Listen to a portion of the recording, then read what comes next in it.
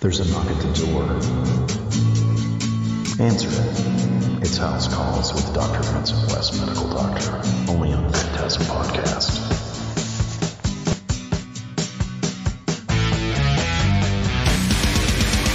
Hello, this is Dr. Vincent West, Medical Doctor, and today's guest is Matti Way.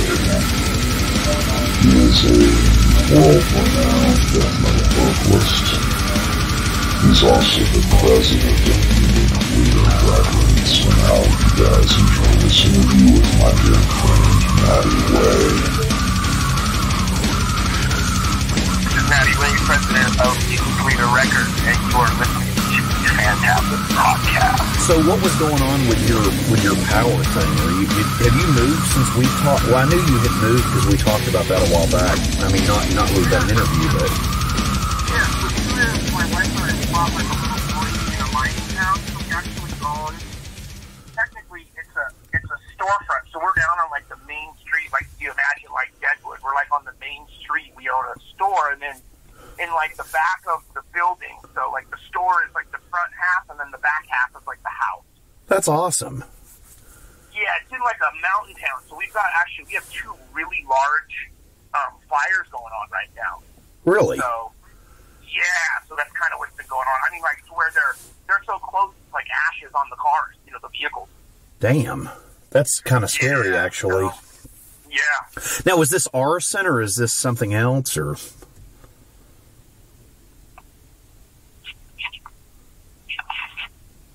You there? Matt, are you there?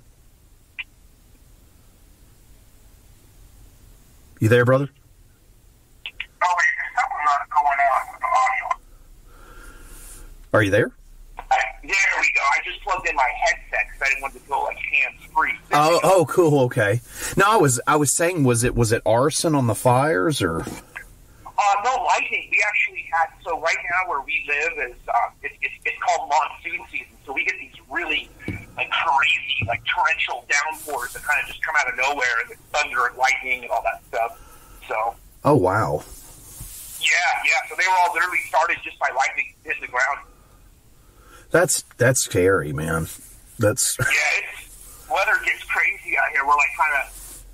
now it's kind of like sort of transitioning to the, to the fall stuff. So we're looking forward to that at least to get out of the, the heat. I'm sure that you're probably well aware of dealing with. I grew up with it. I don't know if I ever told you this. I grew up in like southern Florida. So like, heat doesn't, in fact, where I'm at right now, like, I love it. I mean, Christmas is like 94 degrees. Like that's what I'm used to. Cause that's how it was when I was like 8, so.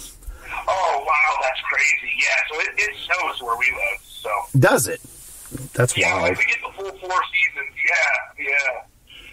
I mean, I guess it's wherever whatever you're used to. I for sure had lived further north for a little while and which I remember telling you I was miserable, but I just didn't, the relationship I was in was toxic, but not just that. If you remember me telling you, I was in like Ohio and it was cold and I fucking hated it. Like it's not nothing against the state. There's a lot to do, but it's not for me, the weather and the climate, and it stays brutally cold for like 8 months of the year. And I'm not used to it. So.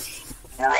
You like the warmer stuff. I hear you too. Well, it's just easier for me to deal with. And I've got, I have eczema real bad, so it's the heat is actually easier to deal with than the cold. So, but. What city are you in right now? What's that? What city do you live in now? I am in Sunrise, which is. Sorry, what big city? Say. It's near Miami. It's right above Miami. It's near Boca Raton. Yeah. Okay. And of course, I have family in like Delray and all that and everything else. But yeah, I'm like. In between that, but I love it. I mean, I really like it down here, so it's it's a lot better for me, just with everything that I've had to deal with. But I'm used to the weather here. And hurricane stuff, like I said, you know, if you're from Florida, which I am, hurricanes don't scare me. I guess they should, but they don't. All my friends would throw parties and keggers and stuff during it when I was growing up. And I was scared of it as a child, but as you get older, you're just like, oh, it's just a shitload of rain and wind. You know, we just need to stay safe. Yeah, right. Yeah, 'cause you guys deal with, I remember, obviously, you know, working with Eric and whatnot, you know, because he moved, you know, Eric owned Unique Leader before he passed away. He had moved to, what was Florida? It's like Naples? Oh, really? Yeah, so that's where he moved. So I, you know, whenever I would talk to him, like, for example, one of the years that he was dealing with, like, a crazy hurricane. I mean, it's funny because I talk to so many different people, and, you know, so many different death metal outfits live down here, and some people are used to it, some people love it, some people don't, you know. Yeah, right. It's, I guess, and they're all kind of scattered out, like Phil from Malevolent.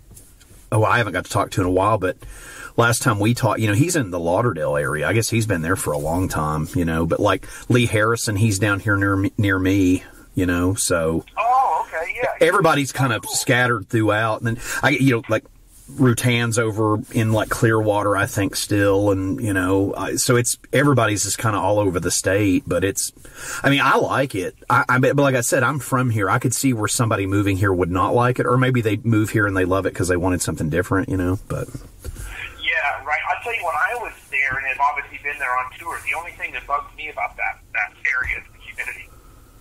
Oh, dude, it's brutal sometimes. But like I said, it's amazing what you can get used to. Like, I actually missed it being away from it, even though I can't breathe half the time, you know.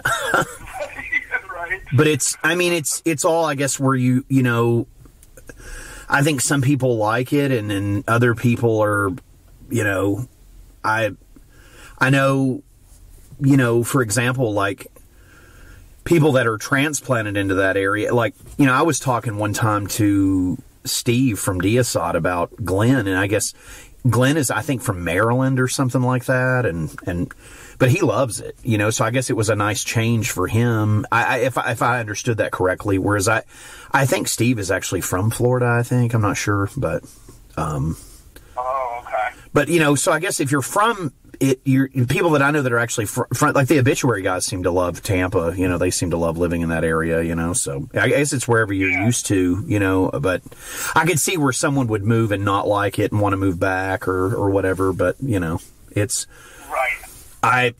The seasons changing to me is harder on my body getting older. I would rather just be where I'm more comfortable, you know, so.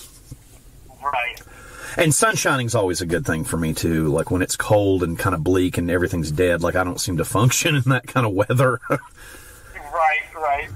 But, I mean, there are other people that thrive off of it, so I guess it's whatever, you know. Did you grow up in California, or were you in a cold spot, or did you grow up where it was hot or cold, or? So I grew up, like, right outside of L.A. Oh, okay. And then moved to, when I was a teenager, and then moved to San Diego. So always, like, I kind of was used to the beach for most of my life. Now, do you miss that, or do you prefer what you're doing now? I like it here now. I do miss, you know, San Diego. You know, San Diego's a really cool city, but yeah, I like it here where it's really it's just real mellow. You know, real like a real slow lifestyle, which I just really dig. Well, let me ask you this, because this is something I've never got into with you, if you're cool with it. So, was San Diego where you started out doing death metal stuff as well? Mm-hmm. Yeah, for sure. Okay, and do you want to kind of go through that for...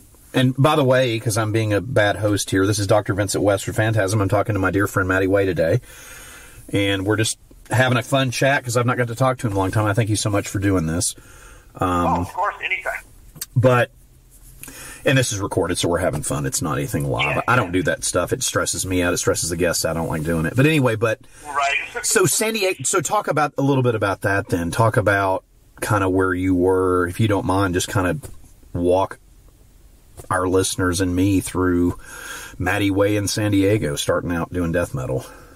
Yeah, so I would say it was probably my junior year in high school when one of my buddies showed up with death leprosy, and I think that's kind of where it all started, and then I remember a senior, being the senior, we had gotten earache at that time in the States was going through a really, a label at that time that was here called Combat Records. Oh, yeah. They had very familiar with them. Yeah, so I remember they had put out, we literally went to Tower Records on there.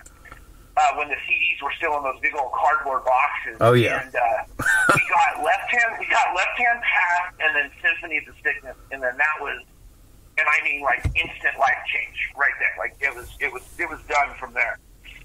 So Death Leprosy, and then to you do the Carcass, obviously, and then Entombed. Yeah, those were the two where I knew. So once I got those, that's when I knew, and I just started really like how I learned to even do, the vocals was I would literally just try to copy the Carcass stuff. Oh, wow. So Carcass is a big influence on you.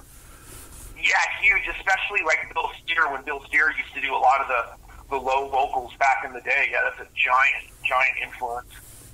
Do you, on their stuff, just to sidestep on Carcass a second, do you prefer the grindcore stuff, or do you prefer the like Heartwork kind of sounding stuff and the newer stuff? Symphonies is my favorite, so I love the grindcore era. Okay, gotcha. Yeah. Well, it's funny because I almost feel like they have like two fan bases, which is pretty cool. Because it seems like they've got their grind fans and then they've got their death metal fans. It doesn't seem like most people are both. You know what I mean? It's interesting. Yeah, for sure. Because like the sounds are so different. Yeah, I agree with that. And I think that is it Necroticism? Am I saying that? Whatever that record. That was that was kind of like a hybrid to me. It was kind of like a little bit of both. It was. That's actually my second favorite one by them. It's a great album, man. It is. It's so amazing. I listen to it all the time still. So you're listening to those, and then you're kind of toying. So you were messing around with doing vocals even then just like practicing, like, hey, this is... Yeah, because my buddy that had brought like the death and stuff, he was actually in like a thrash band in the area where we lived, and so we had just like when the music started getting like heavier, and then I just like started realizing that I could do it. Right. We were like, oh well, you know what? We should start at that time, because there were really like maybe just a couple, if any, death metal bands around. Sure. So yeah, that's just kind of like how the whole thing started, like literally. And that scene, who do you accredit the San Diego scene to? Was there like a purveyor of that kind of kick-started it there in that area? Yeah, there were bands like the very first band that I was in from there. Well, the first band that like was serious that played shows. They were a band called Silent Ovation. They changed their name to Haunted. So that was one of the, we used to open for a lot of the big shows. Another band from there called Damnation was a big band down there at the time. I know there's a couple more that I'm forgetting about right now, but yeah, there were like about 4. I would say at that time there were about 4 bands that were kind of getting all of the opening slots for the the international tours coming through. And what year are we talking here at this point when you're tinkering with all that? So not my first live, so it was my second live show that I ever played. We were still called Silent Ovation at the time, before we had changed our name to Haunted. We opened up for Deicide on Halloween in 1991. Holy shit. Yeah. And that would have been what? Is that the first album, or would that have been Legion? Oh man, I'm trying to think. I think Legion was out. I think. Wow, that's awesome, man. I never knew that. That's really cool. Yeah, that's it. Like to talk. And I was just obviously still a little kid, and being able and I'm trying to remember who else was on that tour. I want to say it was X-Hoarder. Oh wow. With them. But I actually have the flyer to that show. I'll have to dig that out. But yeah, it was something that I'll never forget, as a kid, and especially the Deicide, that first Deicide album, I was still am to this day, like a giant fan of it. I love a lot of Deicides, but at that time, that was the one that that I was real familiar with, and I really did think that was kind of a genre-defining album at that time. Absolutely. You know, if I'm not mistaken, and I could be wrong about this, if I'm wrong about it, people listening, I apologize, but I'm pretty sure that first Deicide is still accredited the best-selling death metal album of all time. And if it's not, it's in the top 3. Wow. Okay. Yeah, it's that one sold crazy. Like I couldn't believe it because I was looking at some list, I don't know, a couple of years ago, and it was like still really high. And of course, Morbid Angel Covenant's on there somewhere, and you know. But I remember buying that. I actually remember buying that first Deicide, and it had a little sticker on it that looked like it was like a dictionary definition of Deicide that said the extinction of all that is holy. Yep. Like, oh man, okay, so I'm definitely picking this up, you know. Yeah. That's killer. So you guys did that, and that's incredible. Do you remember any like same time frame? Who else besides Deicide were you guys opening for around that in a similar time frame? So we opened in the early '90s. Like we opened for. I've opened for Cannibal a couple times. Nice. For Immolation and Goraphobia one show. Awesome. Unleashed one show. Dismember and Entombed. You know, those were both separate shows. So yeah, a lot of the big bands from those days we got to open for when they came through. Well, that had to be just inspiring as hell too. Oh, I don't. Yeah, like I wouldn't trade it for anything because I think that's like what really shaped. You know, like just, you know, the death metal in general, but even, you know, shaped, you know, us and, you know, as bands when we were young, you know. And then so after that band where you're doing that stuff, so kind of take us from there. What did you do next after that band? So after Haunted was a very, it was like the first, like, say, Grave album. It was a very, like, old and tuned, like, it was a very European-sounding band. Nice.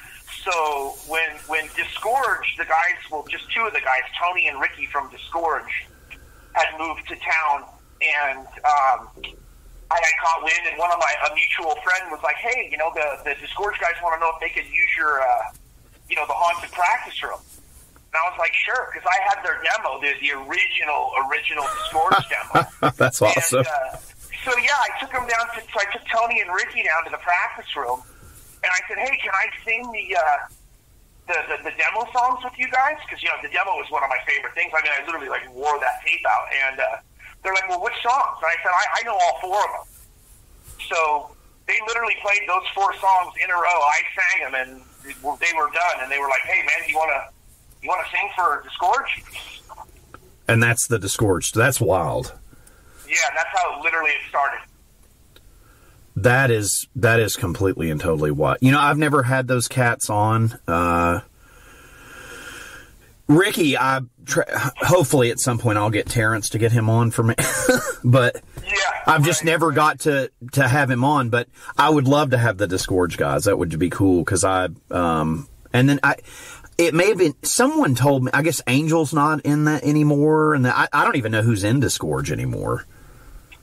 Yeah, you know what? I'm not 100% sure because Ricky's so busy with Suffocation. Sure. I don't even know, to be honest, what's even going.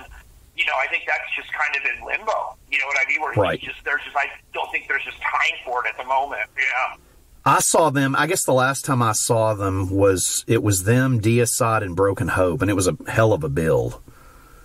Oh, jeez, yeah, wow, what a lineup. You know, but yeah, man, I would love to talk to those guys. It's one of those things. Ricky, at some point, I'll pin down. I'm sure I'll get Terrence to get him, but it's, you know, it's one of those things where it's like, it's understandable. I mean, I'm sure being in Suffocation is, I know just from talking to Terrence and even Derek, it's just, you know, they're busy, you know, and I get it.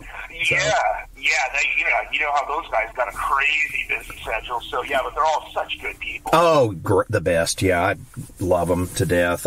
Terrence and Derek are the best dudes in the world. Ricky, I don't know super wide, kind of just through them when he did some stuff with them. But then once I got tighter with Terrence, you know, he was in and out, and then now he's back, and so it's kind of, you know, but it's cool. I just got to catch up with him, you know. But yeah, Derek, it's funny. Derek and I used to have we had an apartment together down at the beach down there in San Diego. No shit. So when he was in like Decrepit. he was in Disgorge at that time too, so he was playing. I did not know that. And, yeah. That's wild. I had no idea. That's really, that's funny. I had no idea. Yeah. Derek played with us. Yeah, for definitely like a few years. Obviously, when so it was Tony, him, and myself all shared an apartment down in Mission Beach, down in San Diego, and that's awesome. Yeah. That's amazing. Okay, so you're in Disgorge. You're doing the Disgorge thing. Lead us from there. So, and then Disgorge went from Disgorge to Cinerary, and then obviously Ricky is on the Cinerary too, and then Cinerary is the Incestuous guys. Okay. So kind of, mixed with a couple of the Disgorge members, and then from Cinerary, I believe it went from Cinerary to Liturgy. So those are like probably the, in that order of the older stuff. That's awesome. And then now with all of that stuff, I'm sure you guys are, as you're in bigger stuff, you guys are opening for more people, probably doing tours and. Yeah. That's awesome. And then so from there, is that so that would lead into Pathology?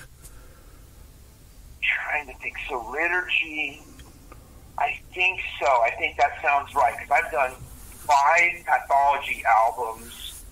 Which, by the way, if you guys have never listened to his Pathology stuff, dude, those last 2 are some of the raunchiest things I've ever heard in my life.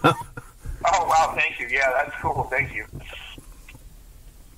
But yeah, so do you want to talk a little bit about, because this is something else I've never asked you. So how did the Pathology thing come about? Was that, because I don't even really know, even as a fan of that band, I'm not really sure on the whole history of that, because isn't he technically, Dave, a founding member of Cattle? Is that right, or is that wrong? Or I think no, that's right. That's right. So he leaves Cattle, and then you run into him. Is that kind of how that happened, or? Yeah, they had done a couple albums, and then I had known about them because they're, obviously from San Diego too. And then just one day, literally, and it was back in the MySpace days, Dave hit me up out of the blue and said, "Hey man, we need a vocal. Like, would you want to sing over this stuff?" And he had sent me a couple of the new songs, and I was like, "Yeah, sure." That was the stuff from Age of Onset. Oh, it's good. And then, of course, did you do a lot of touring with Pathology? We did a bunch of stuff. I'm trying to think. I know we did some fests, and I think the farthest that I played with them would have been either New Mexico or Texas, I believe. Okay. So more West Coast and then central U.S. stuff. Sure. And then, just because I'm dying to actually talk to you about this, because we haven't got to talk in so long. So, what have you been up to recently?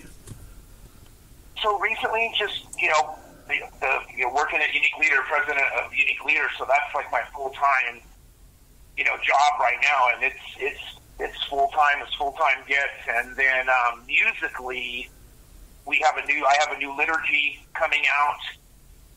That we're putting the finishing touches on the songs now. That whole album is written. And then Eric and I had a band before he passed called Submerged that I'm going to continue. Obviously, we're going to do the stuff that Eric and I had written, and then obviously going to add to that and then put out a Submerged album. So those are the 2 musical projects that I got. So let's talk about this, because I honestly, and guys, I'm not just saying this to like shock listeners, you're president of Unique Leader? Yes. That is wild. How the hell did that happen? So my boss now, Jamie had come on board Unique Leader toward the end, like toward the end when Eric was battling his illness. Right. And he took it over, and so now obviously he's the CEO of the whole deal, and then. And Jamie. Who are we talking about? Jamie? I'm not sure. I don't know. His name is Jamie Graham, and he's in a band too called Viscera. But okay. Yeah. So he took over the Unique Leader and the CEO, and then he obviously knew, that Eric and I were best friends, and I had already been working at Unique Leader doing a lot of the stuff. So Jamie is just, trained me on all of the label responsibilities. And so literally, I think it was it hasn't even been a year yet. So as of last December, he has made me president of the label.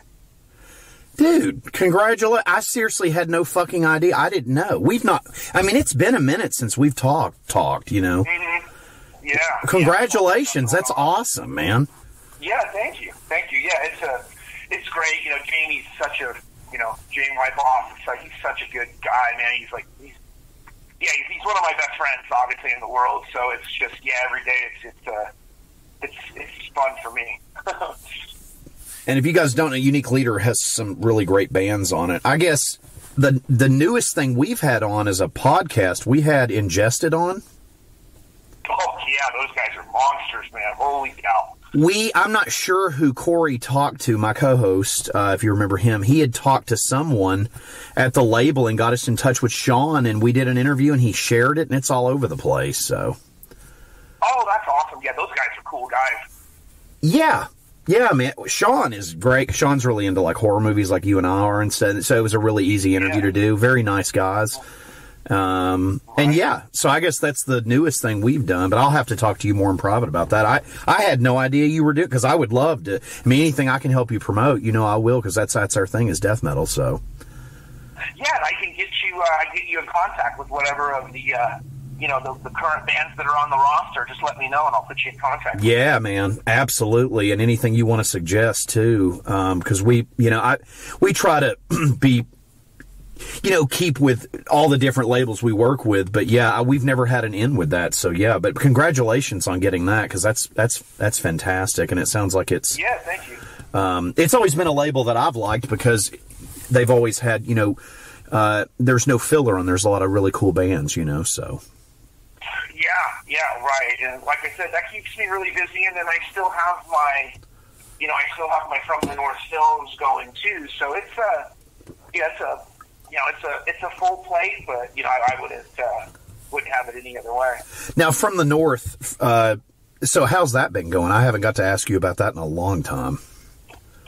It's going really good. I've done a couple music videos recently, and then we have a short film that we've done recently it's going to be in some of the festivals next year when they resume.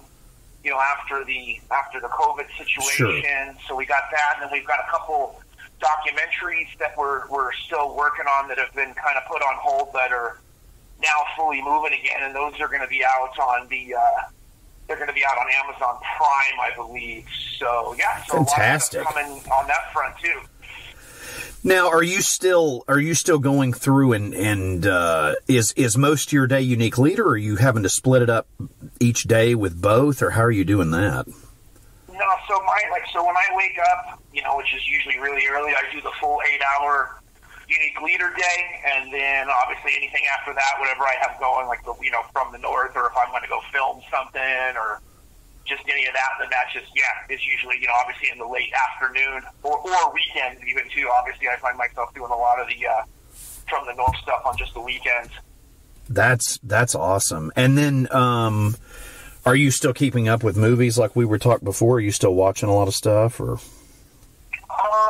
I don't get to watch as much as I'd like, but as it gets closer to New Year's, I'll be able to have some more time to do that. But I for sure am. I'm watching stuff and trying to keep up on some of the stuff that's out. So something I wanted to talk to you. Are you messing with 4K at all? Are you watching 4K disc or anything like that?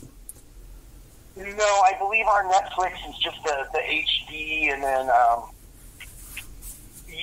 so none of our streaming services we don't have it. And ironically, I actually shoot all the cameras that I use are 4K cameras. Well, what's weird is I don't even have a 4K player, but I've been asked to review some 4K Blu-ray discs that have come out. Mm-hmm. And man, a lot of stuff, and I'm not going to say what, because I love these films, and I love some of these companies that have put this stuff out, but a 16 millimeter film from 1980 does not look great in 4K. Yeah, I agree. And if you just kind of dig around, anybody that's listening, you can figure out what I'm talking about, because I'm by no means talking trash. It's it doesn't really work. Like, the Blu-ray looks good enough. Like, it's too much. And I like film grain. I don't know if you do, but I know a lot of people don't. So putting a 4K, it just looks like a scratched mess in that type of high definition to me. Yeah, I actually, so ironically, on like most, not everything, because obviously some stuff, corporate, they want it like, say, clean, or they just want it real, a crisp image. But if it's something I have control over, one of the first things I do is put a film emulation on to grind it up a little. Oh, nice. Yeah. Yeah, I don't like the real clean, like, for lack of a better example, I don't like that clean, like, soap opera look. I like the, to me, my gig is like, Jaws, or like the original Texas Chainsaw Massacre. I like stuff that was shot on 16 mil. Sure. Yeah. So, yeah. Well, I'll tell you, man, and this is just as a not creatively, but as someone sitting at your house drinking a beer watching a movie, I don't like looking at 16 millimeter films in 4K. Like, that Jaws 4K looks awful. Yeah, see, I've never got to experience that. And now the Blu-ray's perfect. Like, it's grainy, but it's pretty, but it's fun. That thing is just a mess. It's like, and they're doing it with a bunch of the Hitchcock stuff, and I'm like, this is a huge mistake. Like, I just don't think that stuff was meant to be presented that way. It's like, at what point does your eye even pick up on how many levels of high definition? Like, maybe I'm just going blind at my old age, but I just don't.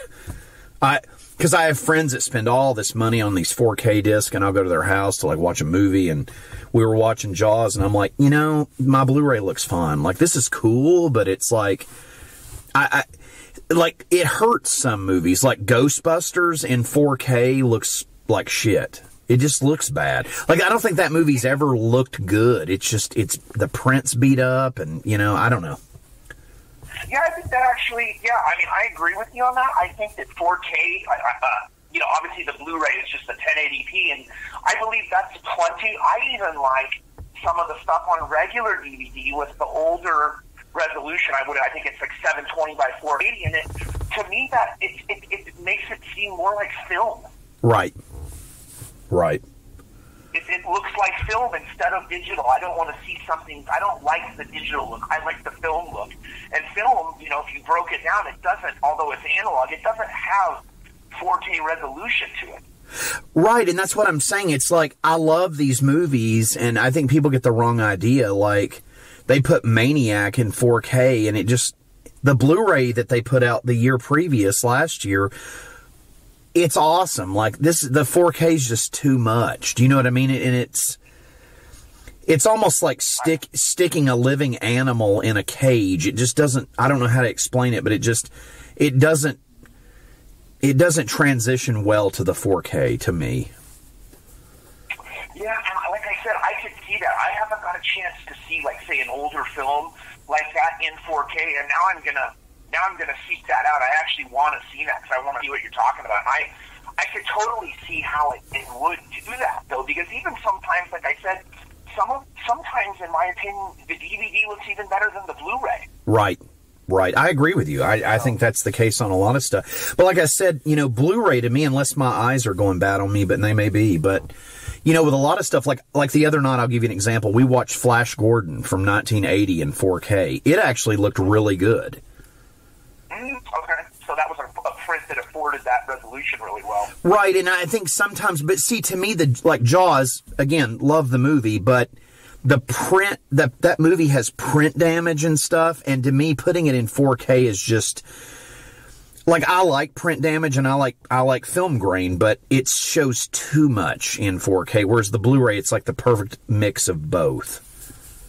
Yeah, and you're getting you're getting a higher res, but it's still keeping at least the film aesthetic to it, right? Right, it's like, and I know this is more your field and not mine, but it makes it look, I'm trying to make this sound what I'm trying to convey to you, but it's like, it looks over-processed to me. Mm-hmm. Mm-hmm. Whereas if you watch some movie that came out this year in 4K, it looks amazing, Right, because they're using all the current tech for the cameras and whatnot, right? Right. But if you watch something like like I said, those Hitchcock movies, like, I mean, I think the Blu-rays I have look amazing. Like, I don't even want to mess with, like, a 4K disc of Psycho. Like, it just sounds, I don't know. No. Yeah, Blu-ray would be the highest I would ever go. And like I said, most of the time I would actually even, especially older stuff, I would even just prefer to have, like, a nice special edition of the DVD. Right. Agree. Yeah, and again, on that kind of stuff, you know, because I'll tell you something funny about Hitchcock, like, other than, like, Vertigo and Rear Window and Psycho, like, I wasn't super familiar with his stuff.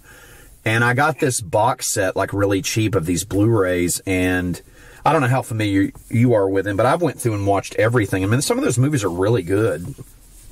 Oh, he's one of my, he's one of my bigger influences. I love Hitchcock stuff, so. Did you watch, because I was curious what you thought of this, especially if you're a Hitchcock fan, did you watch, that last Jordan Peele film? Is it Us? Yes. Did you watch that?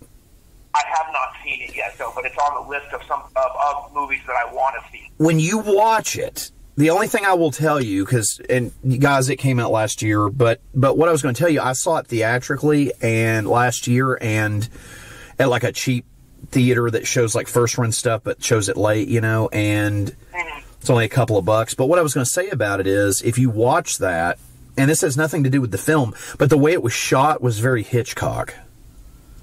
Oh, very cool. Well, I'm even more excited now to see it.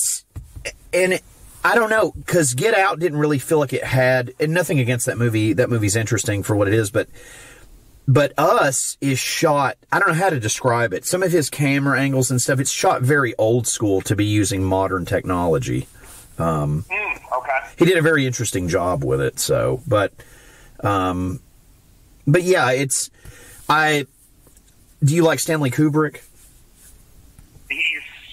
That's the number one, he's number one for me. Okay, I want to ask you something, because I was talking about this with somebody recently. Do you like Eyes Wide Shut? Because I think it is fucking fantastic. I love that film. I don't know how people cannot like it. To me, it's the way it's shot. I mean, the subject content is also incredibly interesting, but it's just, I love the way that it's shot. You know, like, I don't know, that movie, every time I watch it, I find something different in that film. The lighting, you know, and just every way that he shot that film. And I was reading a thing recently where they were saying that film was unfinished and the studio put it out without his consent. Do you have an opinion on it? Because I have trouble believing that he would let them do that even after he died. Well, what he actually turned, from my understanding, is what he turned into them for the film was about, I believe it was about 30 minutes longer. Okay. And they cut that 30 minutes out, and that's a big controversial, subject about that. People, because I guess there's only been a couple people that have actually seen the longer version, and that would be something that I would pay a lot of money to see. Absolutely. Because to me, the movie, with all the sexual stuff, but it's more of almost like a murder mystery kind of thing going on, too, in it. Yeah, for sure. And then he's also, there's a very strong message in it where he's calling out, like, the elite, like the global elite in it. And, I think it's a brilliant film. Yeah, me too. Like I said, I'm amazed how many people, and I have a lot of friends. I like Tom Cruise, and a lot of people don't like him, but I think he's really good in it too. I really like that film. I think both him and Nicole are great in it. Yeah, for sure. So when you watch that, I'm curious, as a fan of it, to me, I've always felt like his buddy that got him into the party and everything, I feel like they did kill him. The guy at the end of the film's all like, "Oh no, he's fine. He's back in Colorado or whatever." I think they killed him. I don't know what you think about that. I felt like that would be my first guess too. Yes, yeah.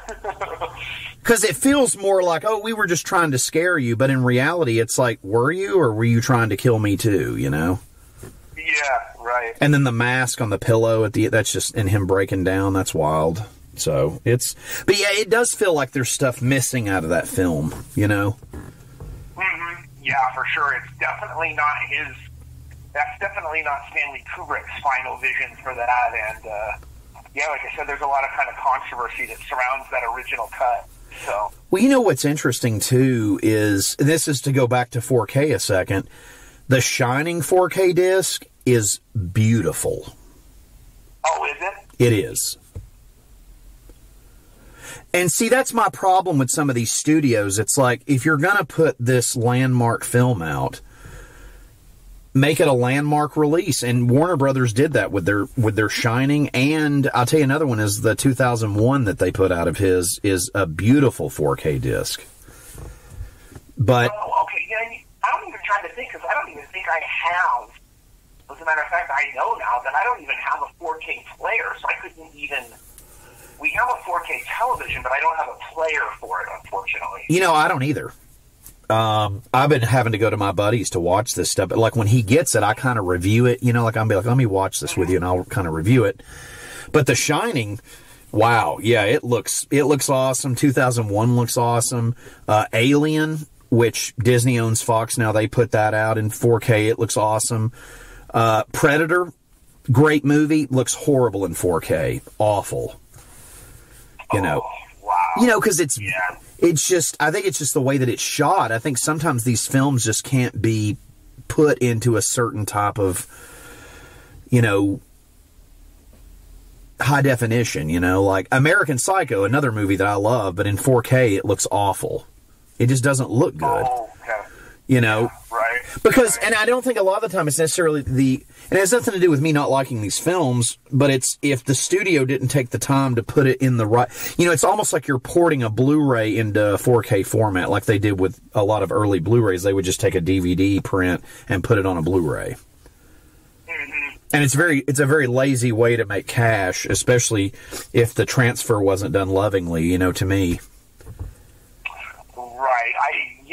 There's one, like the movie that comes that I'm thinking of right now, the original Halloween, say, for example, that to me just would not work in that high resolution. You know, it's funny that you said that. It doesn't. You know, Obviously the last film in 4K looks awesome because it's like a newer movie and they shot it, whatever. But yeah, it does. It looks weird. It's funny that you said that. It looks really weird. And I'll tell you another one in 4K that looks weird of Carpenter's is Christine. It's another one where they've taken at most a 2K print of that film and put it on the 4K format, and it just doesn't look right. Yeah, right. You know, I mean, that movie, you know, and that's 83 as opposed to 78, so, but it still looks, you know, it just looks weird in 4K. The Halloween 4K doesn't look too bad. Go ahead, I'm sorry. I'm not even up, so are they is this kind of like the new trend where they're kind of redoing a lot of these older films transfer, and they're giving them kind of the 4K treatment? Is that something that's going on a lot now?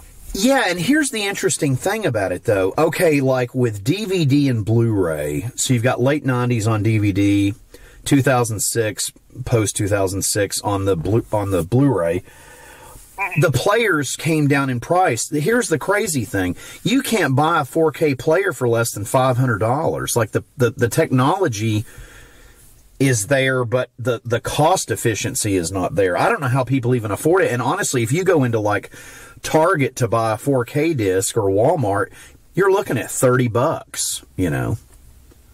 Oh, wow. So, you know what? I know people that are doing to get a 4K player, obviously, and then it'll serve as their video game entertainment. It's just, I believe that the newest Xbox has a 4K player.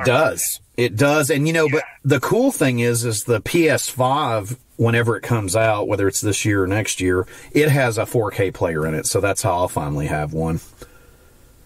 Oh, excellent. Yeah, that is my gaming system of choice, too, is PlayStation. So I have a PS4 now, and I will... Same.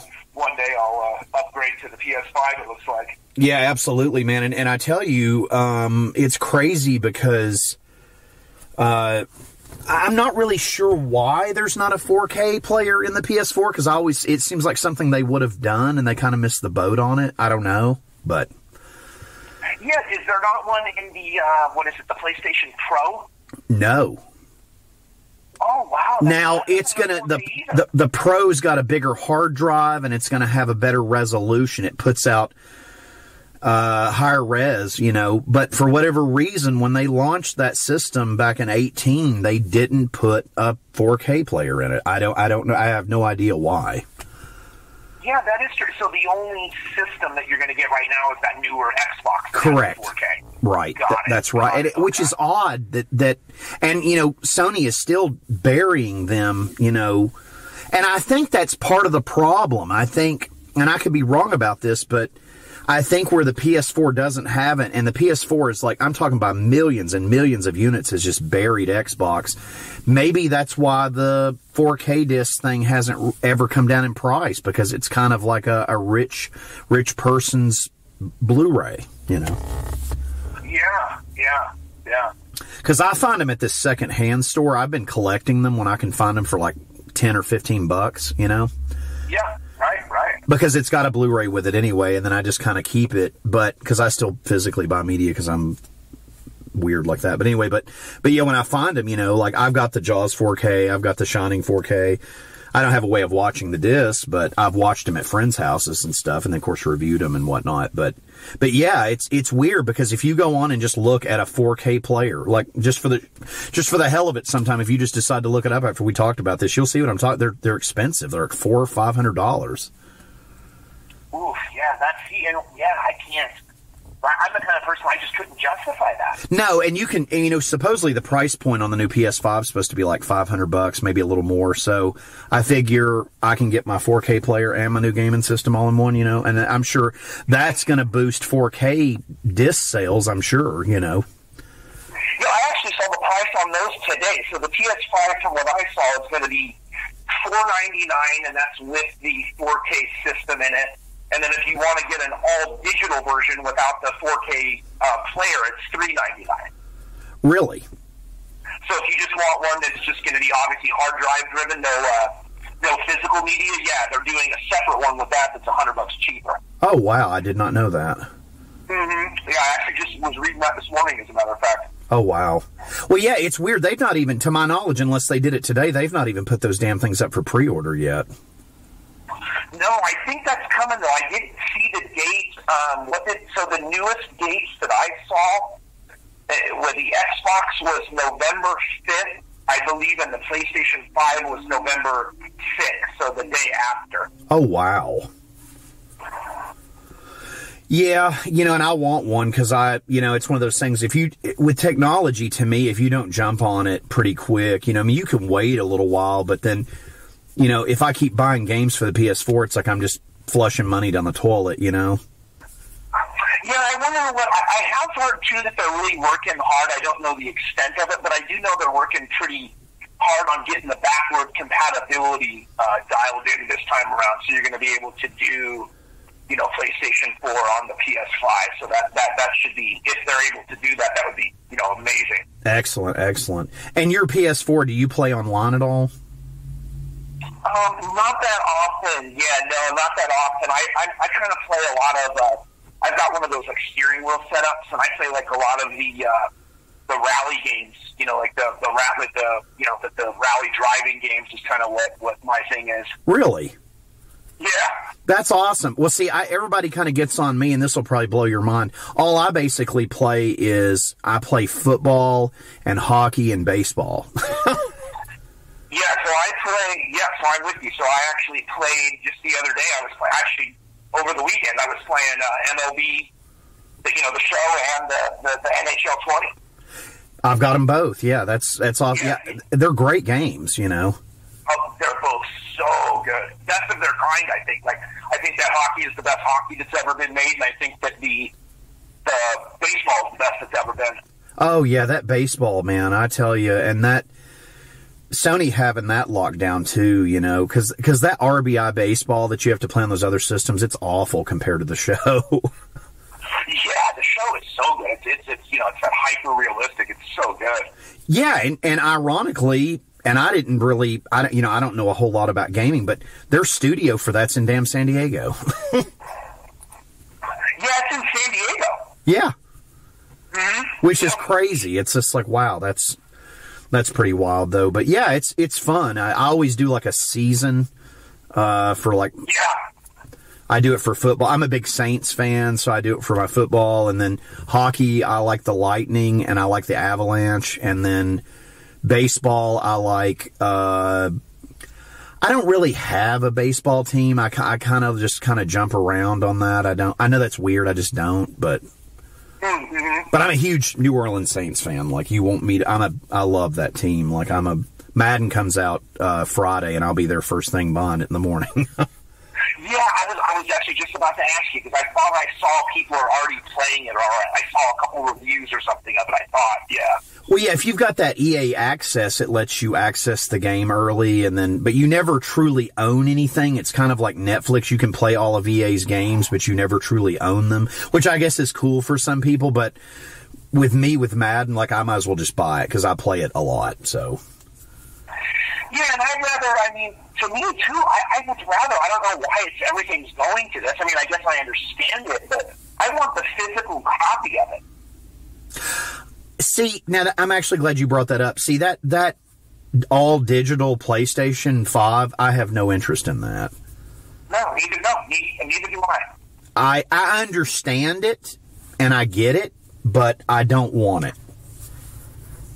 You know, because if I want, not that I always do, but if I want to sell one of my games or trade it, I want to be able to physically do that. I don't want to be locked to this game my entire life, you know.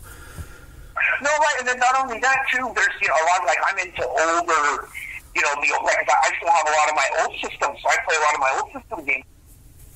You don't have the internet and stuff like that, or I just want the physical copy so I can go back and play. We're talking about football, so one of my favorite games of all time is that, what is it, I think it's 2K5? Yep. The football, it's got Terrell Owens on the cover, and it's a brilliant game, and I still play that game to this day. Yep. What system did you have that? Was that PS2? I have that on Xbox, so they do have it for PS2, but I have it on the regular original Xbox. You know, I loved the original Xbox. It was the 360 that I had a lot of issues with. You know, Microsoft had to send me 5 of those consoles till I finally got one that worked. Isn't that crazy? 5 consoles. Matt, are you still there? Yes, sir. Oh, okay. My headphones just died. I had to. I'm sorry. And then obviously switch over to the normal phone now. I'm sorry, I'm talking so much. No. But they're Bluetooth. They die. They're like, they don't have much time on them. Oh, I got you. Well, what I was saying though is, like, the original Xbox I loved, but my 360, Microsoft had to send me 5 consoles till they finally got me one that worked. Yeah, that was. I remember that one. Like, I think I went through that once, and, I've got one of the newer, like, the newest black ones now, which I've never had a problem with. But, yeah, I remember those white ones were terrible. Yeah, I mean, it never worked. Like, and I had all kinds of saving issues and loading issues, but that first Xbox was brilliant. Mm-hmm. And I don't know about you growing up, I was a big Sega kid. Like, a lot of my friends were playing Nintendo. I was playing Sega. Yeah, I had both. I actually still have, so it's funny, I have one of the old style, in my little shop, like my work area up front here, I have one of the old, the old CRT televisions. Awesome. And I actually have a Sega Genesis with NHL 94 plugged into it right now. That's awesome. Yeah, I loved, man, my Sega Master System, my Genesis, my Dreamcast. I loved all those systems. I really did. Absolutely, man. I'm with you. I really do, and I still do I play a lot of old games. I mean, older game stuff to me was always better growing up. I think the difficulty and stuff, like, I do a lot of online stuff. Like, I play the hell out of Grand Theft Auto online. Mm-hmm. Okay. I do, like, private matches with my friends, because playing it, I don't recommend playing it with other people because they're just going to start shooting and killing you. It's kind of a lot of trolls in there. But if you do, like, a private match where you can start, like, a biker gang and you can go do all these, like, raids and rob stuff and kill people, it's a lot of fun. Oh, that's cool. and see, that's one of the ones, I actually have that on my list. That's one of the ones that I really want to get. I just haven't got around to getting it. There was one, I haven't even played it yet, but the only reason I bought it is I saw it somewhere and it was $10. And I think it's called Days Gone. Oh, yeah. Are you familiar with that one? I am. Yeah, so that was like, it was kind of cool. Like the setting and all that stuff looked really neat. Like I said, I haven't played it, but it looks like it's pretty good. That's a great game. And I tell you, you can get Grand Theft Auto right now really, really cheap. Oh, okay. And if you physically buy it new, like you go to like Walmart and buy it for like $20, and you get all of this online stuff, they give you $1 million a month every time just for playing it. And oh, really? Yep. And even better, and this is the selling point on it, this is why I went and bought it like a month ago, is because I hadn't played it, is because if you're online and you're playing it and they're giving you that money and everything, they give you a free digital copy of it for the PS5 just for buying it right now. Oh, wow, how cool. Yeah, so it's something, and like I said, we could play it online. It's fun, man. It's a riot playing that, because you have like a biker gang and stuff, and you can go, you can buy your own club and you run your own club. You can have all these businesses. It's a lot of fun. The online thing, I mean, the game itself, you just want to play the story, it's supposed to be pretty good, but the selling point for me was playing it online with my friends. It's a lot of fun. Well, I didn't even know you can do that. How cool is that? I'm going to have to get that. Yeah, like I said, and you can get into like a private thing, and like you can get online with your friends, me, whoever, you get on there and you can just play, and you can go throughout the city and like steal cars and go have them painted at body shops, and then you put them in your garage, and you can buy different places to live. It's wild. It's kind of like The Sims, the online thing, except cooler, Oh, that's so cool. And you said that's part 5? It is, yeah. Okay. Well, yeah, I'll actually get that then. Yeah, and like I said, you get it, and they give you $1 million a month currency, and it starts you out with all this bonus money, so you're going to start out with like $2 million. And then if that's not enough, you get all of that, and then and this is my favorite part of this whole thing, you get the game for free for PS5. They're going to send you a digital code to your Rockstar account when the PS5 so comes. They're doing kind of like are they doing just kind of like an updated, like a reboot of it? It's the same game, but just kind of more streamlined type thing? Man, what I've heard, that game on PS5 is supposed to be nuts. Like, it's a ton more stuff, tons of more free content, and they don't charge for any of this stuff. You buy the game one time, they're just giving it away because so many people play it online. I mean, hell, that game came out technically 7 years ago. So, it's... Look at how much legs it still has. That's so crazy. Dude, it's nuts. Like, I could not believe my friend's like, we need to get that. I'm like, man, that's an old game. He's like, dude, there's tons of people on here. We should do it. We did it. It's all we play now. Like, we went from playing, like, all this other crap together, like Call of Duty and stuff, to just playing this. And this is a hell of a lot more fun because you can have like a private match where it's like I said, you can have all your friends in it with you. You can just go raise hell. It's great. Yeah, that's so cool. See, I didn't even know you could do that kind of stuff in it. That's so cool. I mean, it's its own living city, and like it rains, and the you watch the time. Like, you have to go to these meetings, or you can go rob this place at like a certain time of night, and you can. So it's really detailed, obviously. Yeah, it's crazy. I mean, like I said, and I was never huge into those games, but like I said, not the story mode. I haven't even played that. I don't even care about it. Like, when my game loads in, it loads me immediately online. And it's a riot to play that. Like, I cannot get over how much fun it is to play that game. Like, it is so much fun. Yeah, I'll for sure pick that up. And I got the other one that I love. It's the Western equivalent, the Red Dead Redemption 2. Oh man, now that online. Have you played that online yet? I haven't really. No, see, I've only done like, the story. Is that good?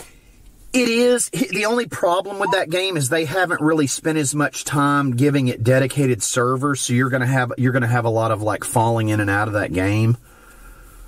Like, if we were trying to play together, like, you'd end up disappearing out of my game, or I'd disappear out of your game. Whereas the GTA, man, those servers are legit that they're running that game on.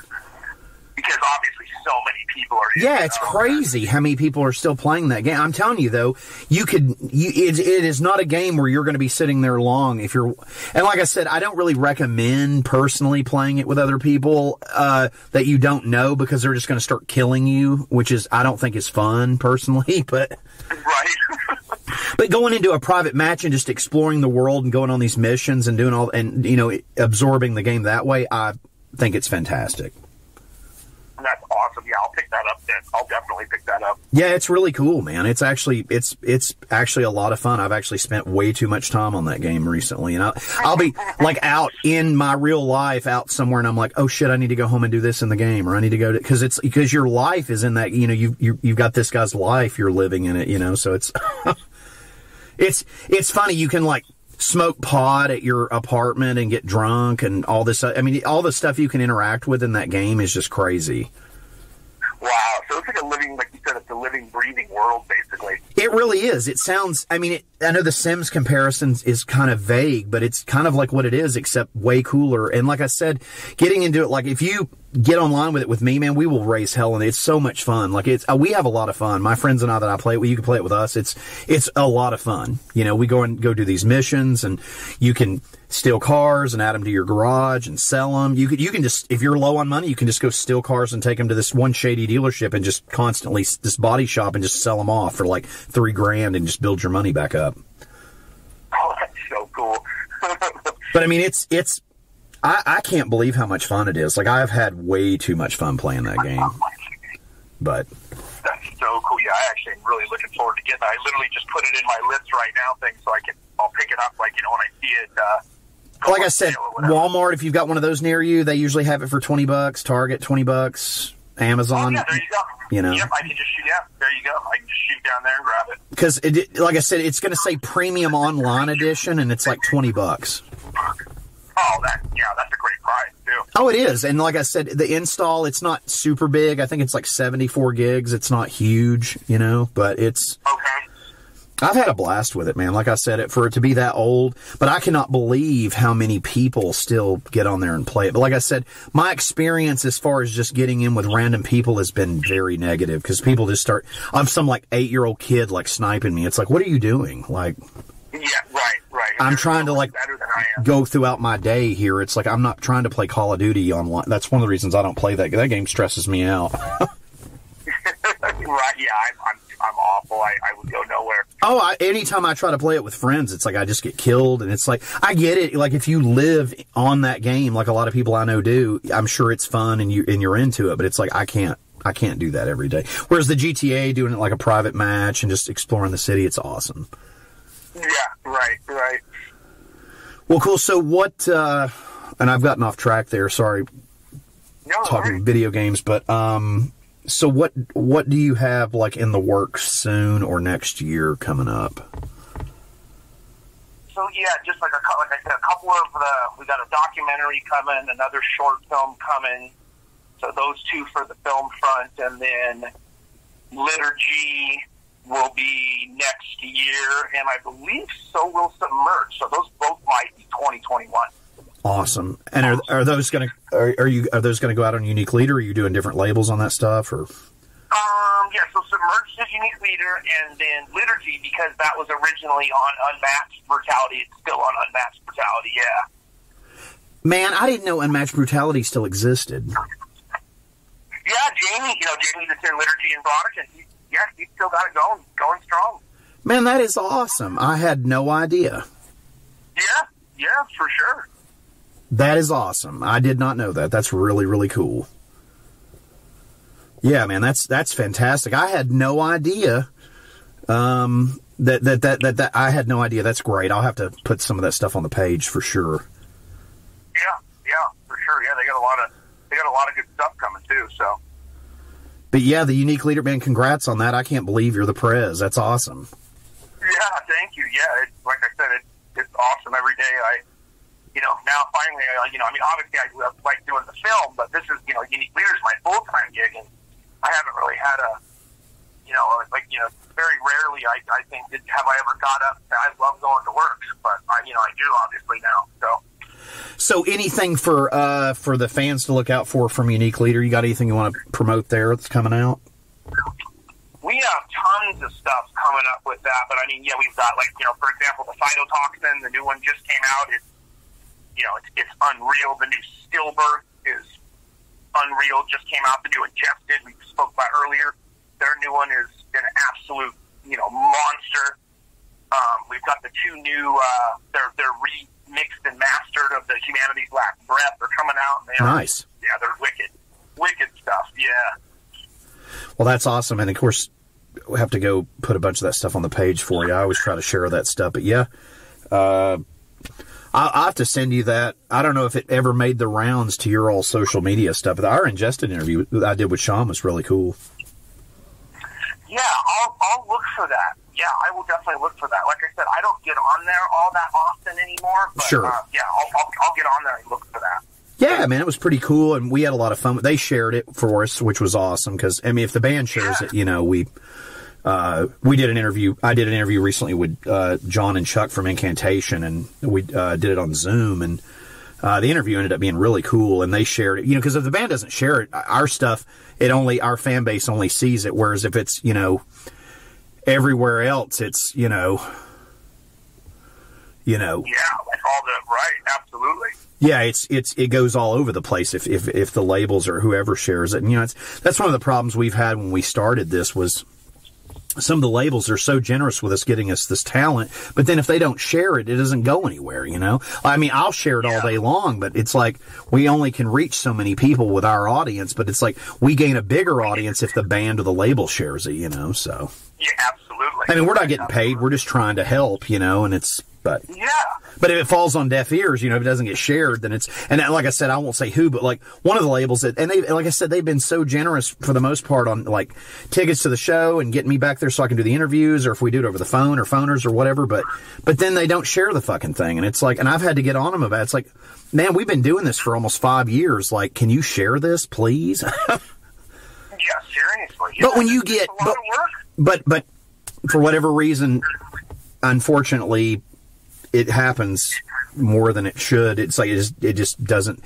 And I feel like I do a good job interviewing, but it's like, I don't know. It just never people, and we'll have people comment on like our YouTube or so. It's like, oh, how have I never heard of it? It's like, well, the damn label didn't, the one of this particular label doesn't share it. It's like, I don't know. I can't go to their house and put a gun to their head and make them share it, so. Right. Yeah. Right. But it's cool. You still do it and you just try to do the best what you have with it. But yeah, I mean, it's, and I realize they're busy too. I can't imagine how many people are probably bothering them, like, share this, please share this, and we're just one of those people. So. Right. Right. But yeah, man, that's incredible. The Unique Leader, like I said, I had no idea. I mean, I don't think you and I've talked I know we've like here and there on Messenger, but I don't think I've actually talked to you in a couple of years. Has it been? Yeah, I want to say last year, because I remember at my old house that we did. But yeah, like you're saying, I don't even. But in the way time, I mean, obviously, how fast and weird the perception of time is now, and I don't even. Half the time we don't know if we're coming or going anymore. I think it's been a couple of years since you and I've talked. I think the last time we talked was either 17 or 18. It may have been 3 years. It's been a minute. Wow, that's crazy. It is, man. It's totally crazy because it doesn't seem like it's been that long, but I guess it has been because. Yeah, it certainly doesn't. Like when I think about it, like I said, it just seems like it's been maybe like a year, but you're probably right. Yeah, it's wild. It doesn't seem like it's been, that long, but I guess it's been. It's been a minute since we've got to do it, but so have you? And just to kind of wrap up with this, have you? As far as the From the North stuff, are you staying real busy with that? Are you getting a lot of stuff? I mean, obviously the stuff you're talking about promoting, but yeah. So I do I've had a couple of music videos, like I said, that I've done, and they're a lot of work, and then obviously the short films, we're going in a more. Like it's a more narrative, direction. So, getting the actors together now and all that kind of stuff. And then, getting this stuff, like I said, we did have our first one it's been accepted to some of these, for the Film Fest next year. So that's exciting. Yeah. And I'll send you, as a matter of fact, when we're off the phone, I'll send you the link to the shorts and stuff so you can check them out.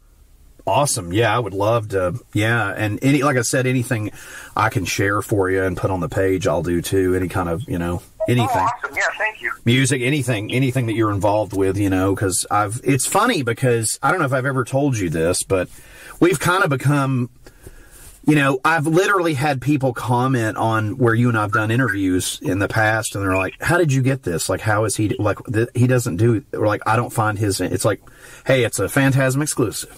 It's like, it's like we just started talking a long time ago, and you were kind enough to do it, but I can't thank you enough for that, because it's kind of funny, because our interviews, just to kind of tell you this, have had tons of hits, the stuff you and I have done together, so. Oh, that's awesome. Yeah, that's really cool. Yeah, you know what, I probably only talked to maybe 2 or 3 people, and that's it, really, as far as the interview stuff goes. No more. Well, I'm flattered as hell to be one of them, and yeah, absolutely. Yeah, I mean, we have a good time, but we're friends, so that's absolutely. That's what's really important. It makes it, obviously everything goes so much more smoothly. Absolutely, man, absolutely. Well, yeah. So, and just to, this is just me being curious about this. I'm not trying to keep you. So tell me a little bit more about this mining town, man. It sounds really fucking cool to me. I don't know why I just you made me think of Red Dead, and then I'm thinking mining town. It's like, well, he lives there, so. Yeah, so we actually live in an area, it's called Globe, Miami, Arizona, and this is an actual active mining town, so it's not even a former. They're actually mining for copper, silver, and gold here. It's a daily operation. I believe the mine here employs like 750 people, so it's a big deal here. But there's not very, the town that I live in only has about 1,700, so it's a small town, and it's up in the mountains. We're about 4,000 feet up, and then wow, literally right across the street from my house, we got peaks that are going to close to 6,000. So we're up here a ways. That is wild, and the weather there, I bet, is very unpredictable. It is, yeah. Like right now, it's it's warm during the days, mid-90s, and then at night it's like let's say in the 70s. But as November and December creeps upon us here, we don't get a ton of it, but we will get we'll have a lot of snow days. So that is wild. Like I didn't even know that it could even snow in Arizona. So I learned something just talking to you about that too. But yeah, and if you saw where I live, you wouldn't even think it looks like Arizona. I mean, literally, we're surrounded by it's pine trees, and yeah, you wouldn't associate it with Arizona trip. Now, do they do a lot of lumber stuff up there too?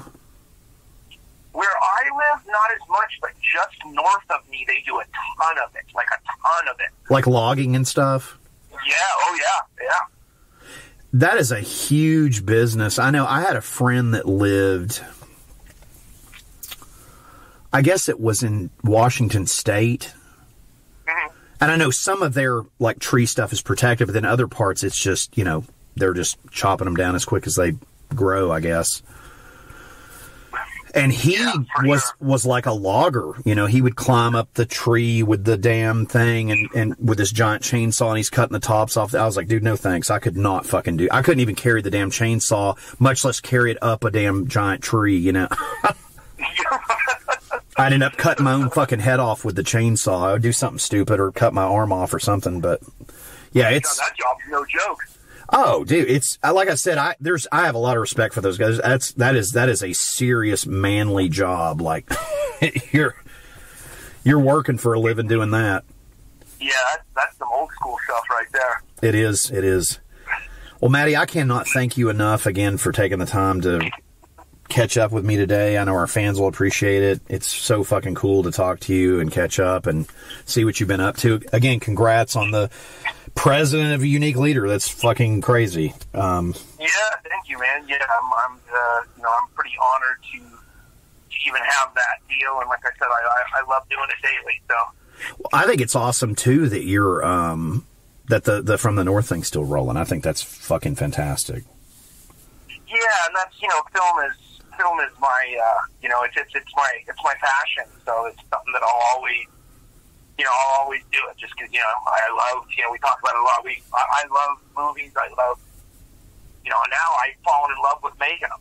So hey, I mean it's it's cool doing any kind of when you're getting to do something that you love. Unfortunately, I don't think I've even told you this. See, I'm not working right now because of the virus. Oh, is that right? Well, I was working at a call center, and my dermatologist is like, because I'm on this drug called Dupixent, and it lowers my immune system. Okay. And he was like, look, you can't go back, you know.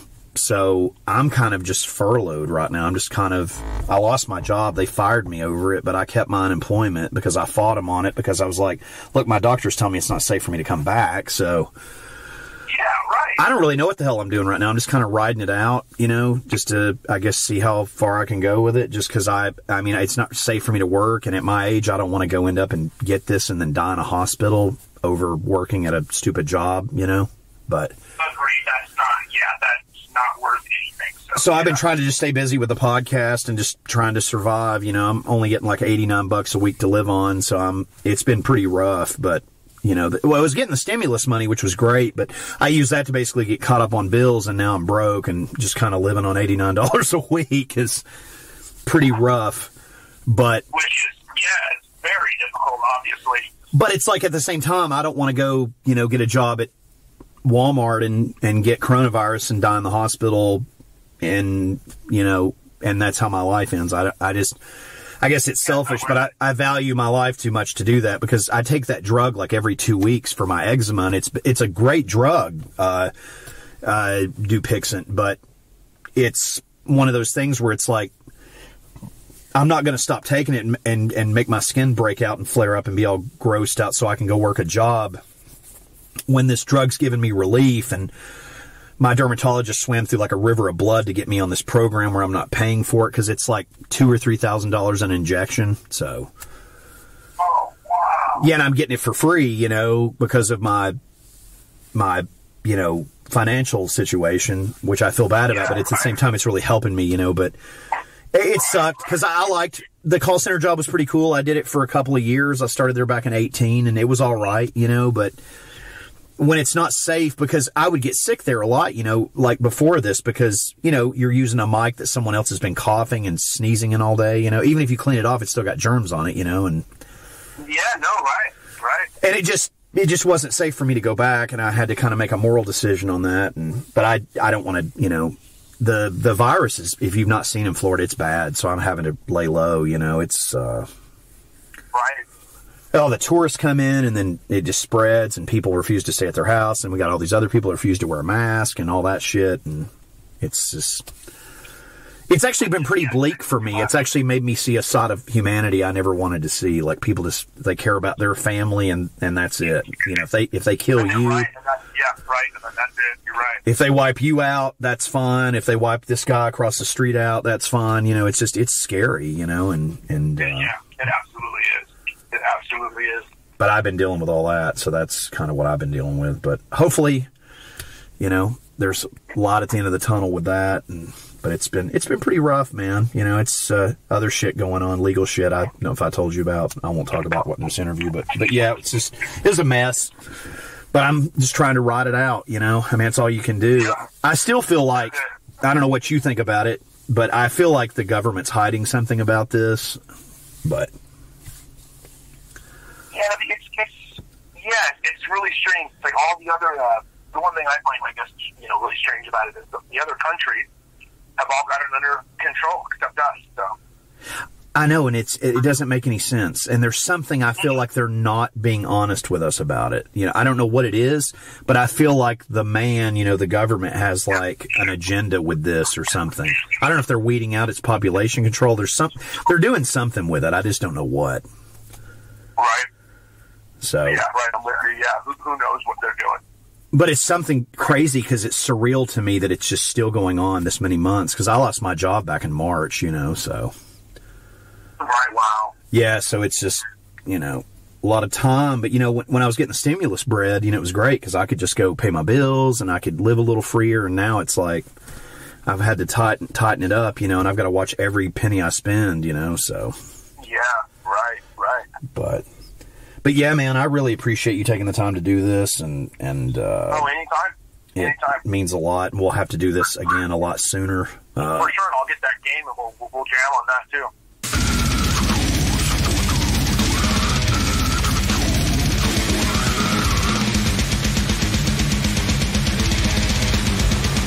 guys enjoyed the interview with my dear friend Matti Way, president of Unique Leader Records. This has been another House Calls with Dr. Vincent West, Medical Doctor, only on the FANTASM Podcast.